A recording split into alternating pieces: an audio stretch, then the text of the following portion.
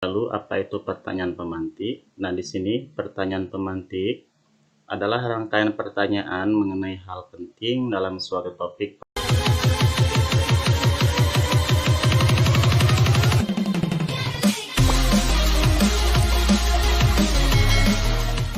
Assalamualaikum warahmatullahi wabarakatuh. Salam semangat Bapak dan Ibu guru hebat.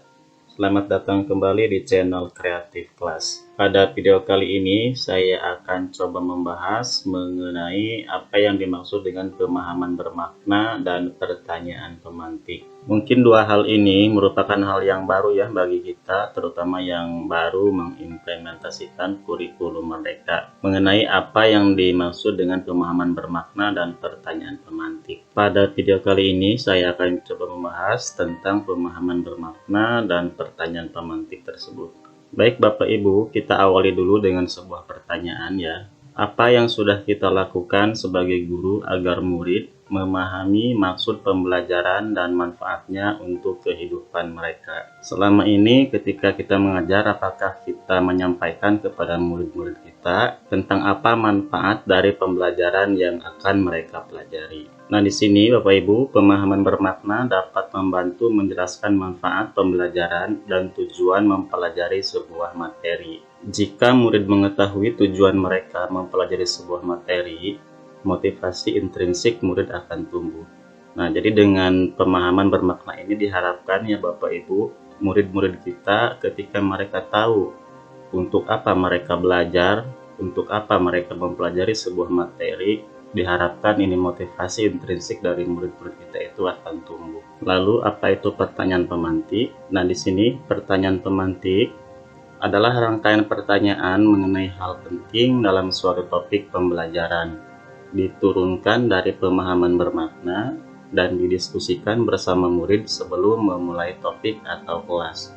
Jadi hendaknya ketika kita merumuskan pertanyaan pemantik ini, murid-murid kita juga mengetahui dan didiskusikan dengan mereka. Kemudian, pertanyaan pemantik merupakan pertanyaan yang seharusnya mampu dijawab murid setelah mereka mempelajari materi ajar.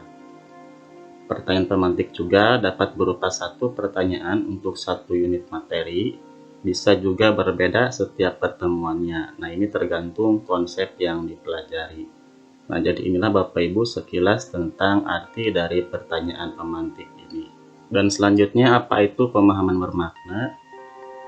Pemahaman bermakna adalah pemahaman yang kita ingin murid-murid capai setelah mempelajari topik tertentu. Nah, pemahaman bermakna ini adalah harapan kita sendiri ya Bapak Ibu sebagai guru terhadap murid-murid kita. Jadi, apa yang kita harapkan pada murid kita setelah mereka itu selesai mempelajari satu topik materi tertentu. Selanjutnya di sini ada contoh tentang pertanyaan pemantik. Ini untuk mapel IPAS di fase B. Materinya tentang perubahan wujud zat. Nah, dalam merumuskan pertanyaan pemantik ini ada beberapa tahap yang harus kita laksanakan ya Bapak Ibu. Tahap pertama itu menuliskan semua ide yang terlintas di pikiran kita terkait topik pembelajaran. Contoh misalkan di sini topiknya tentang perubahan wujud zat. Maka yang terlintas di pikiran kita saat itu adalah misalkan air menjadi uap bila dipanaskan, air menjadi es bila didinginkan, membuat es batu adalah perubahan wujud benda, kapur barus bisa menyublim, air yang dimasak terlalu lama di panci bisa habis karena menguap, kalau hujan kata terlihat terembun. Nah, ini beberapa contoh ya Bapak Ibu, mungkin yang kita pikirkan pada saat kita akan mempelajari tentang materi perubahan wujud zat. Selanjutnya tahapan yang kedua, merumuskan pertanyaan pemantik dengan kriteria. Nah, ini ada beberapa kriteria yang dimaksud dengan pertanyaan pemantik. Yang pertama berupa pertanyaan terbuka, dapat dan penting diperdebatkan di kelas bersama murid-murid tanpa melakukan proses mencari tahu sebelumnya.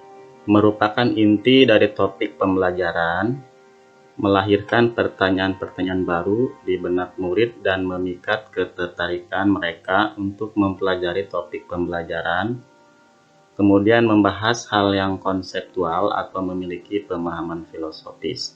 Nah, ini adalah kriteria dari pertanyaan pemantik. Selanjutnya di sini ada contoh pertanyaan pemantik dan bukan pertanyaan pemantik. Di sebelah kiri sini adalah contoh pertanyaan pemantik tentang materi perubahan wujud zat tadi. Pertama, mengapa kita butuh benda berubah wujud? Misalnya air menjadi gas atau air menjadi es. Bagaimana hubungan antara suhu dengan perubahan wujud benda?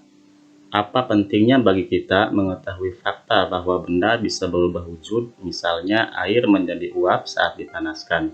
Nah, ini adalah contoh pertanyaan pemantik.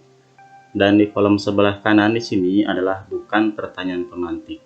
Bagaimana proses air menjadi es? Apakah suhu mempengaruhi perubahan bentuk benda? Apa bentuk perubahan wujud benda di kehidupan sehari-hari? Nah, ini adalah bukan pertanyaan pemantik. Lalu menurut Wiggins dan McTeague dalam bukunya The Understanding by Design, ini tentang pertanyaan yang bukan pertanyaan pemantik ya Bapak Ibu, menyatakan bahwa setiap pertanyaan semacam ini hanya mencari jawaban resmi dan benar sesuai buku teks. Pertanyaan ini tidak membutuhkan jawaban dan penyelidikan yang mendalam. Pertanyaan seperti ini akan mempersingkat proses penyelidikan yang sebetulnya diperlukan sebagai jantung pemahaman yang mendalam. Selanjutnya di tahap 3, menyusun pemahaman bermakna dengan pertanyaan. Setelah mempelajari topik ini, apa yang bisa dipahami oleh murid? Kemudian setelah memahami topik ini, murid diharapkan bisa melakukan apa? Jadi berangkat dari pertanyaan ini kita akan menyusun pemahaman bermakna. Di sini di sebelah kiri adalah contoh pemahaman bermakna. Murid-murid dapat memahami bahwa benda bisa berubah wujud dan proses perubahan wujud ini penting digunakan untuk kehidupan sehari-hari. Nah, jadi ini tadi harapan kita sebagai guru pada murid-murid kita ketika mereka sudah selesai mempelajari topik tertentu. Dan di sini adalah contoh bukan pemahaman bermakna.